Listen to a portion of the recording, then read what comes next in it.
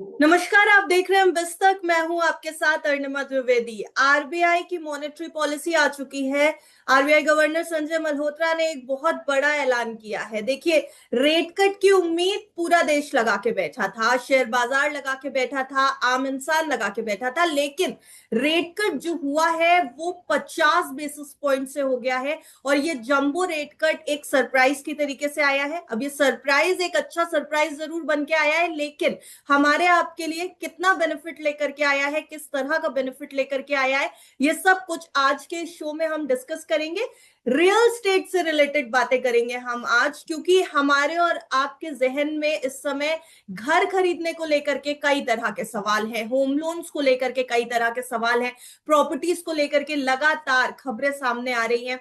तो इसलिए आज का ये डिस्कशन आरबीआई की मॉनेटरी पॉलिसी के बाद बेहद अहम हो जाता है। आपके और हमारे सपनों के घर से जुड़े हुए कुछ सवाल आज हम इस शो में करने जा रहे हैं, और इन सवालों को एड्रेस करने के लिए एक बेहद ही खास मेहमान हमारे साथ यहाँ पर मौजूद है। हमारे साथ इस समय अमन शर्मा जी मौजूद है, managing director and founder of Arise group. Sir नमस्कार, बहुत स्वागत है आपका बिस्तक पे। नमस्कार जी। Thank you. अमन शर्मा जी, सबसे पहला सवाल तो मेरा आरबीआई के रेट कट से रिलेटेड ही होगा। कैसा लग रहा है ये रेट कट जो आरबीआई गवर्नर संजय मल्होत्रा ने अनाउंस किया?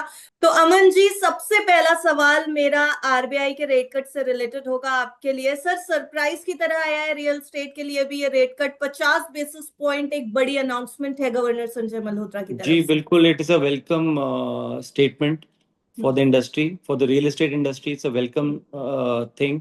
वी वर एक्सपेक्टिंग कि 25 बेसिस पॉइंट आएगा, बट हम्म। इन्होंने 50 का करा है। It's a bold move and it's a clear indicator to bring more liquidity in the market and overall to create demand and growth की तरफ जा रहे हैं हम। I think this is a very clear indicator from the RBI।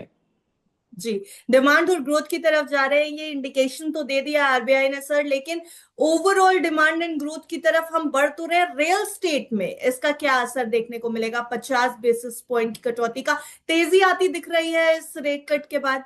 I think it will bring a good boost to both the residential segment and the commercial segment। Residential segment में home loans सस्ते होंगे, जी। Definitely इसका effect pass on करेंगे banks and हम्म। उससे liquidity होगी।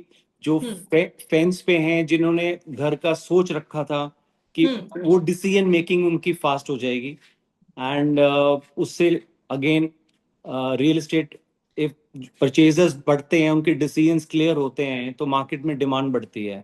सो जी। उससे developers को भी फायदा है। आज डेवलपर्स के पॉइंट ऑफ व्यू से भी लिक्विडिटी आने से हम्म। प्रोजेक्ट टाइमलाइंस बेटर हो जाती हैं, प्रोजेक्ट जल्दी खत्म होते हैं, which is overall very good for the industry. Even commercial में भी आज की डेट में अगर जो कमर्शियल प्रोजेक्ट्स भी चल रहे हैं डेवलपर्स के पॉइंट ऑफ व्यू से, with the enhanced liquidity, hmm. The projects की टाइमलाइन अच्छी हो जाएंगी, कंप्लीट जल्दी होंगे। Hmm. I mean it is all leading towards demand and growth. I think the bank is RBI, जो बैंक है उन्होंने ये सोचा है और हमारी फिस्कल हेल्थ को और इम्प्रूव करने का, that is hmm. The aim. It's quite a welcome move. जी।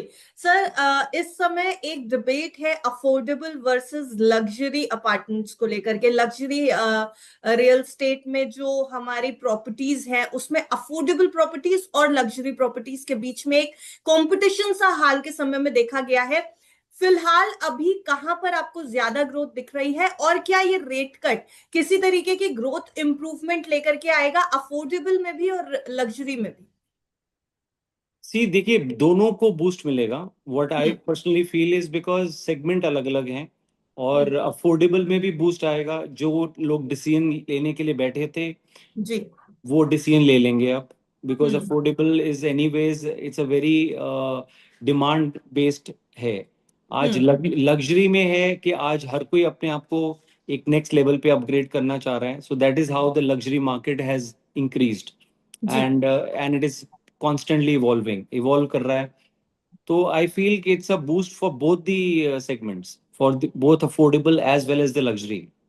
जी, लेकिन सर अगर एक कंपैरेटिव स्टडी करने की कोशिश करें तो क्या अफोर्डेबल रियल स्टेट मार्केट में ज्यादा बढ़ोतरी होती नजर आएगी? Yes, I feel कि it will be definitely a boost because ये होम लोन्स के रेट कम होने से उस पे हम्म। बहुत मेजर इम्पैक्ट आएगा। जी। Major impact for the positive side impact होगा। जी सर, रेपो रेट के बाद डिमांड अगर बढ़ती है तो प्रॉपर्टी के दाम ऊपर जाने की भी उम्मीद है क्या, या फिर हमारे रियल स्टेट में अभी भी अनसोल्ड इन्वेंट्री अभी मौजूद है जिससे प्रॉपर्टी के दाम स्टेबल हो सकते हैं? क्योंकि रेपो रेट में बढ़ोतरी होने से शायद हम कैपेसिटी हो जाए आम इंसान के पास कि वो नई प्रॉपर्टी खरीद सके, बट क्या हमारे पास इन्वेंट्री इतनी है कि हम उसी तरीके से सप्लाई भी कर सकेंगे, या फिर it will result in increasing prices of the properties? See, I think it will be a steady growth in hmm. pricing. Hmm. First of all, unsold inventory, demand से unsold inventory बिकेगी, वो जी। निकलेगी. So hmm. obviously it's a gradual thing कि gradually चीजों का market solid रहेगी. That is what we feel. कोई weakness नहीं होगी market में, real estate में. And over a period of time, we can see an upside as well. That is my viewpoint. So the real estate has unsold inventory to meet the growing demands in recent time? Yes, I think we have. And Okay. I think over this financial year, if it sustains like this, it will be a very good for the industry. जी sir, real estate में पैसा लगाना है अगर अभी, अब ये जो रेट कट हुआ है इसके बाद, या अभी जो इंडस्ट्री की सिचुएशन चल रही है इसके बाद, तो कमर्शियल या फिर रेजिडेंशियल, किस में लगाना इस समय बेहतर होगा? See, I think commercial is more investment based generally, hmm. and residential is more need based. I personally feel. Hmm. So people who have already invested in homes, maybe one home, two homes. Sir, Hindi में कर लेते हैं थोड़ा हाँ, सा तो हमारी। जिन्होंने ऑलरेडी इन्वेस्ट करा हुआ है हम्म। रेजिडेंशियल में, एक घर हम्म। ले चुके हैं, दो घर ले चुके हैं, तो वो एडिशनल इन्वेस्टमेंट्स कमर्शियल में देखेंगे। सो इसलिए कमर्शियल एवरग्रीन ही रहता है कि जिस तरह की इन्वेस्टमेंट लोग चाहते हैं कमर्शियल में वो कर लेते हैं। हम्म। और रेजिडेंशियल में तो देखिए है ही कि जो अपना घर बनाना चाह रहा है नाउ, हम्म। आज की डेट में अब लोग दो दो घरों की तरफ भी जा रहे हैं हम्म। कि, और लाइक इन्वेस्ट करके घर को रेंट आउट करते हैं, उसकी भी हम्म। रेंटल इनकम लेने का दैट इज ऑल्सो उन्होंने बनाया हुआ है ऐसा plan. So I think both commercial is a study study चलेगा, कमर्शियल भी। रेजिडेंशियल तो है ही इस टाइम डिमांड में, और आगे हम्म। भी उसका मतलब रेट्स भी बढ़ने का चांसेस हैं जब हमारी अनसोल्ड इन्वेंट्री काफी तरीके से कम हो जाती है। जी सर, दो पॉइंट्स यहाँ पर जरूर पूछना चाहूंगी कि जब इस तरीके के कोई बड़े फैसले आते हैं, जैसा अभी आया रेट कट का फैसला, तो कहीं ना कहीं एक अनुमान लगने लगता है कि अच्छा इतनी सेल बढ़ सकती है, या हमारी इतनी इन्वेंट्री निकल जाएगी तो प्राइसेस इतने अनुमान से बढ़ सकते हैं। क्या हमने भी रेजिडेंशियल और कमर्शियल प्रॉपर्टीज के लिए कुछ अनुमान अभी से लगाने शुरू कर दिए हैं कि कितनी सेल बढ़ेगी रिटेल या कमर्शियल, रेजिडेंशियल या कमर्शियल में? सी कितनी जल्दी इसको आगे बैंक्स आगे सर्कुलेट करते हैं और हम्म। आगे पास ऑन करते हैं, और कितने टाइमलाइंस में होगा, उन हम्म। सारी चीज़ों पे फैक्टर्स पे डिपेंड करेगा।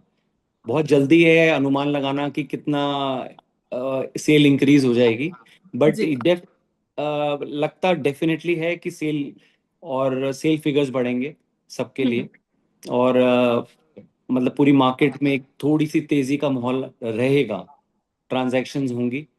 जी। और कितनी जल्दी बैंक्स इस जो आज अनाउंस हुआ है उसकी फॉर्मुलेट करके उसको हम्म। आगे कंज्यूमर्स को कितनी जल्दी पास ऑन करते हैं, हम्म।